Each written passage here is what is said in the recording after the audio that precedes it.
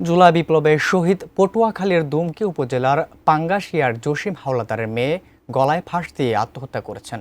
বর্তমানে মরদেহ সোহরাওয়ার্দী হাসপাতালে রয়েছে।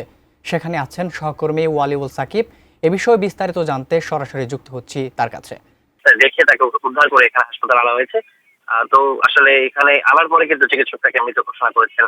আর ঠিক যে ধর্ষণের ঘটনাটি অনেক আগে ঘটলেও যে যারা অভিযুক্ত রয়েছেন, যাদের বিরুদ্ধে অভিযোগ যে তার যে অভিযোগটি ছিল যে সেখানে তিনি হয়েছিলেন। তো আমরা যে সর্বশেষ খবর পেয়েছি সেখানে আজ রাত 10টার দিকে যে মোহাম্মদপুরের এলাকায় আসলে তারা ভাড়া থাকতেন, সেখানে আসলে তার ঝুলন্ত মরদেহ পাওয়া গেছে। ঠিক আসলে কেউ কেউ বলছেন যে তাকে ঝুলন্ত অবস্থায় দেখে তাকে উদ্ধার করে এখানে হাসপাতালে আনা হয়েছে। তো আসলে এখানে আনার পরে কিন্তু চিকিৎসক তাকে মৃত ঘোষণা করেছেন। আর ঠিক যে ধর্ষণের ঘটনাটি অনেক আগে ঘটলেও যে যারা অভিযুক্ত রয়েছেন, যাদের বিরুদ্ধে অভিযোগ, যে আসামিরা রয়েছেন, তারা কিন্তু যে জেলে ছিলেন এবং এরকম আমরা শুনতে পাচ্ছি যে আসামিদের মধ্যে একজনের জামিন হয়েছিল। আসলে এখন পর্যন্ত স্পষ্ট করে বলা যাচ্ছে না যে ঠিক কী কারণে তিনি আত্মহত্যা করলেন। তবে আমরা ধারণা করছি যেহেতু এখানে আসলে এই ঘটনার পর যে রাত 10টার দিকে তার এই মরদেহটি আসলে উদ্ধার করে এখানে নিয়ে আসা হয়। এরপর কিন্তু যে স্থানীয় বাসিন্দা যারা রয়েছেন তারা এখানে এসেছেন, স্থানীয় বিএনপি নেতারা এখানে এসেছেন। আমরা দেখেছি যে বৈষম্য বিরোধী যে ছাত্র আন্দোলনের যারা সমন্বয়ক ছিলেন, যারা সক্রিয় ছিলেন, তারাও কিন্তু এখানে এসেছেন।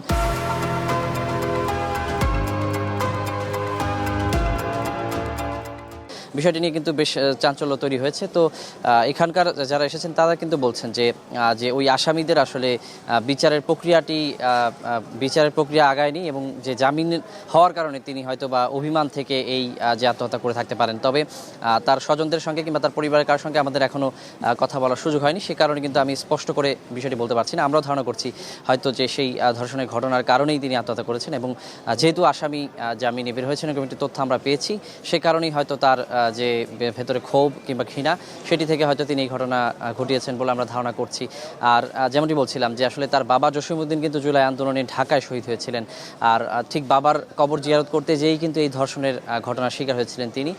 তো এতদিন পেরিয়ে যাওয়ার পরে কিন্তু যে আসামিরা হয়তো বা ছিল, তাদেরকে ধরা হয়েছিল, গ্রেপ্তার হয়েছিলেন, কিন্তু তারপরও তারা জামিনে বের হয়ে গেছেন এবং বিচারের প্রক্রিয়াটি হয়তো বা যে ধীরগতি, সে কারণে কিন্তু যে তার ভেতরে হয়তো ক্ষোভটি জমেছিল। আমরা কিছুক্ষণ আগে দেখছিলাম যে এখানে অসংখ্য মানুষ জড়ো হয়েছিলেন এবং কিছুক্ষণ আগে আমরা দেখলাম যে আসলে তারা একটু ভেতরে গিয়েছেন। এখানে এই মর্গে কিন্তু তার মরদেহটি রাখা হয়েছে এবং আমরা চেষ্টা করছি তার পরিবার কিংবা তার যে যারা স্বজন রয়েছে তাদের সঙ্গে কথা বলার। তো সেক্ষেত্রে আমরা যদি তাদের সঙ্গে কথা বলতে পারি, সেক্ষেত্রে কিন্তু আমি আরও বিস্তারিত জানাতে পারবো।